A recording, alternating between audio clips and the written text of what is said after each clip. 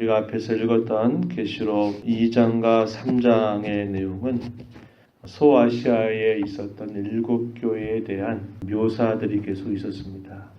소아시아에 있는 7교회들의 각각의 교회의 영적인 형편에 대해서 하나하나 쭉 말씀을 하시는데, 7교회가 갖고 있는 동일한 부분은 뭐냐면 싸우고 있는 교회다. 다시 말씀드리면 전투하는 그런 교회의 모습을 그려줍니다. 그래서 각 교회마다 마지막에 보게 되면 이기는 자는 내가 이렇게 해주겠다라고 하는 약속의 말씀으로 그 메시지가 끝나게 되고 있음을 우리는 보는 것입니다. 그래서 지상에 존재하는 모든 교회는 이런 영적인 싸움을 싸워가는 그런 본분을 가지고 있다라는 것을 알려줍니다. 그것은 먼 이야기가 아니라 곧 우리 자신을 향하신 주님의 말씀이다라는 겁니다. 오늘날 우리가 살아가면서 처해져 있는 어떤 여러 우리의 상황들, 그리고 우리가 하나님 앞에서 처해 있는 우리의 영적인 현실들을 우리가 이 말씀을 통해서 살펴보면서 내가 무엇에 더 힘써야 되겠고, 또 무엇을 고쳐야 되겠고, 무엇을 돌이켜야 될 것인지, 그런 말씀들을 끊임없이 살펴보면서 그 말씀에 힘써 순종하는 삶, 그 싸움에서 잘 이겨나가는 그런 삶, 그것을 끊임없이 격려해주고 있는 것입니다. 지상교회를 향해서 칭찬하시기도 하시고, 때로는 책망하기도 하시고, 또 격려하기도 하시고, 약속하시는 주님께서 이제 사도 요한을 데리고서 하늘에 있는 교회, 천상의 교회의 모습을 보여주시면서 이 땅을 살아가는 영적인 전투에 임하고 있는 성도와 교회들을 위로하면서 격려하시는 메시지를 주고 있는 것입니다. 4장 1절 말씀에 보면 이 일 후에 내가 보니 하늘에 열린 문이 있는데 내가 들은 바 처음에 내게 말하던 나팔소리 같은 그 음성이 이르되, 처음에 내게 말한 나팔소리, 그게 뭘까요? 소아시아에 있었던 7교회를 향해서 너는 이렇게 말씀을 전하라 하는 그런 아주 우렁찬 그런 소리였는데, 이제는 그 동일한 소리가 이렇게 말하는 겁니다. 1절 계속해서 보시면 이리로 올라오라, 이후에 마땅히 일어날 일들을 내가 내게 보이리라, 이렇게 말씀합니다. 동일한 그 우렁찬 나팔소리와 같은 그 음성이 이제 지상의 교회의 모습을 살펴보았던 사도 요한을 이끌어서 천상에 있는 교회의 모습을 보여주고 있는 겁니다.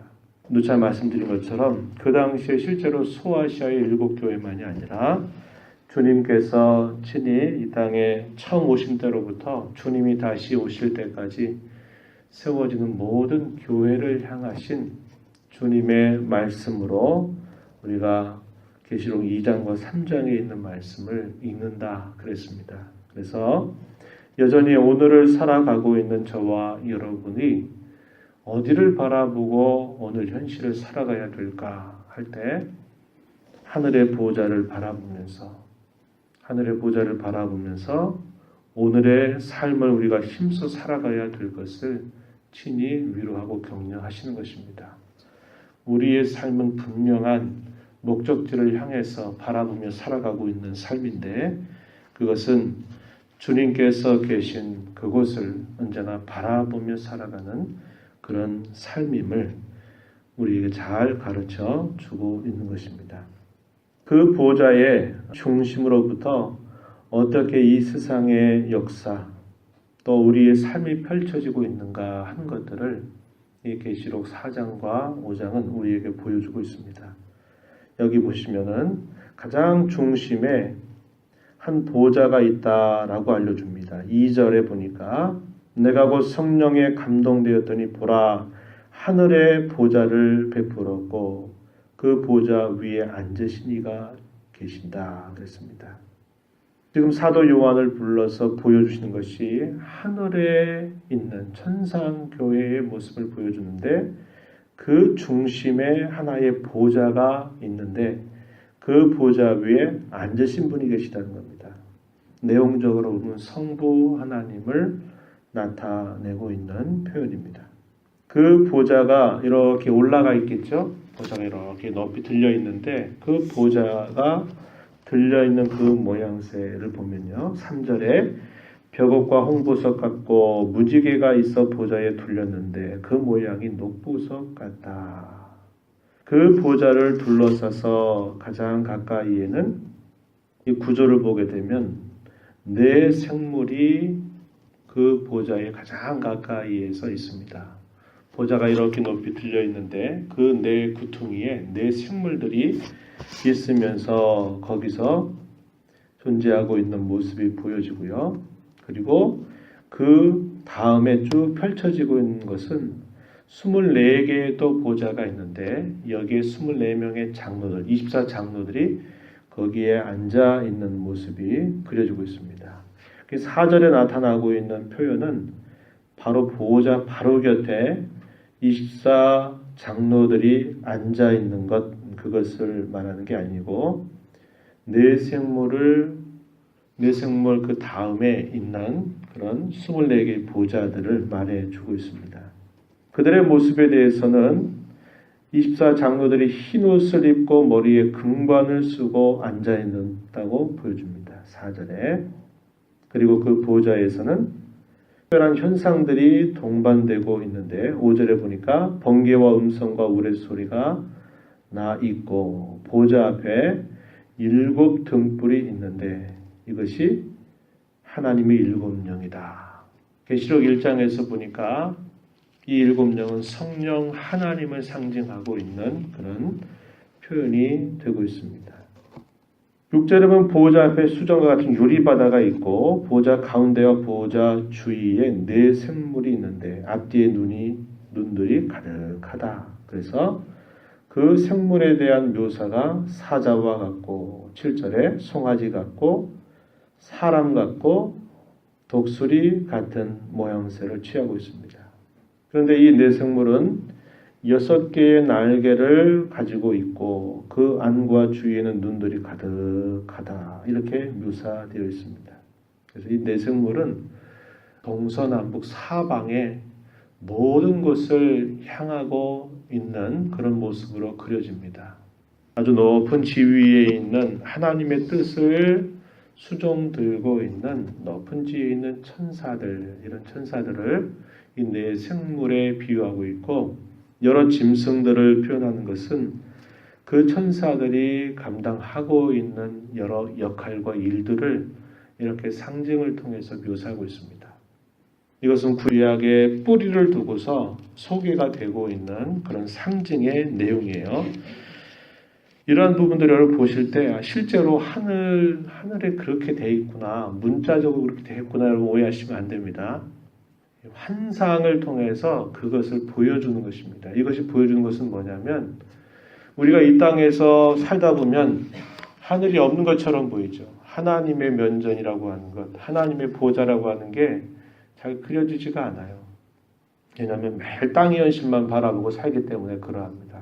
그런데 지금 사도 요한을 통해서 보여주는 이 환상의 내용은 실제적으로 하나님이 계신 그 보좌로부터 모든 것들이 그분의 다스림과 통치와 그분의 뜻 안에서 이 땅에 있는 모든 일들이 지금 펼쳐져 가고 있다라는 것입니다. 그래서 이 땅에 사는 교회와 성도가 시련도 당하고 어려움도 당하고 또 이런 고난의 큰 싸움을 싸워가는 그런 모든 일들도 하나님의 뜻과 섭리와 계획 안에 다 이루어지고 있는 일임을 보여주고 있는 겁니다.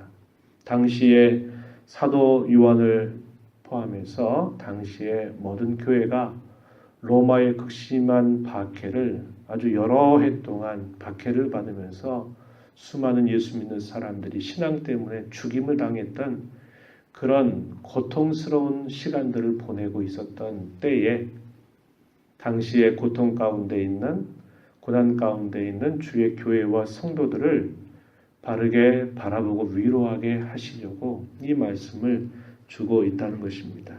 그래서 우리가 이 땅에 살면서도 우리의 시선, 우리의 출발점은 이 땅에서부터 출발하는 게 아니라 우리는 하나님의 보좌로부터 우리의 상황을 바라보고 우리의 주위를 바라보고 내 현실을 바라보는 그런 안목을 갖고 살아야 됨을 가르쳐 주고 있는 겁니다.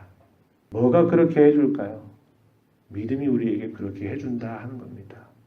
히브리서 11장 1절에서 믿음이 바라는 것들의 실상이다. 보이지 않는 것들의 증거다. 그럴 때 우리가 이 땅을 살면서도 하나님이 계신 그 보좌, 하나님의 영원하신 통치, 우리를 위하신 하나님의 그 손길을 확신하는 것은 뭐냐면 믿음을 통해서 바라보는 것입니다. 그것을 성경은 우리에게 끊임없이 요구하고 있는 것이죠. 이런 광경 속에 펼쳐지고 있는 일들은 뭐냐? 보좌에 계신 이를 향한 끊임없는 찬송과 경배가 표현되고 있는데 내 생물들은 찬송하기를 뭐라고 말하냐면요. 8절 가서 보시면 거룩하다 거룩하다 거룩하다 주 하나님 곧 전능하신 이여 전에도 계셨고 이제도 계시고 장차 오실 이시라.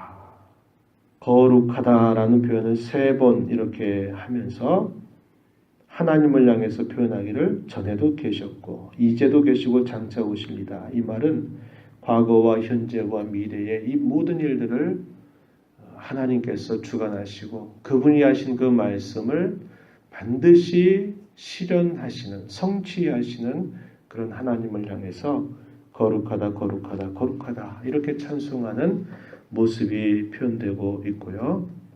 그래서 이 네 생물들이 영광과 존귀와 감사를 돌리는 그런 모습이 그려집니다. 9절에서 표현되고요.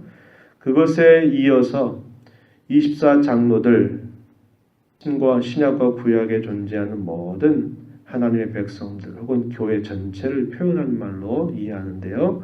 24장로들이 보좌에 앉으신 이 앞에서 또 역시 연이어서 찬양과 경배를 드리는데 11절에 보니까 우리 주 하나님이여 영광과 존귀와 권능을 받으시는 것이 합당하오니 주께서 만물을 지으신지라.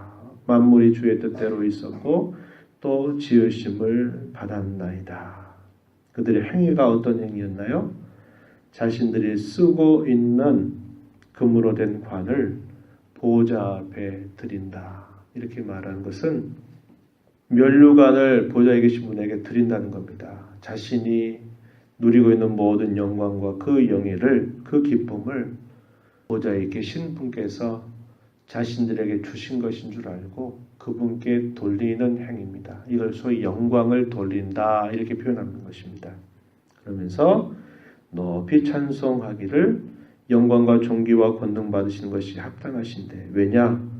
주께서 만물을 지으셨고 이 모든 만물은 주님의 뜻대로 있었고 지으심을 받았기 때문입니다.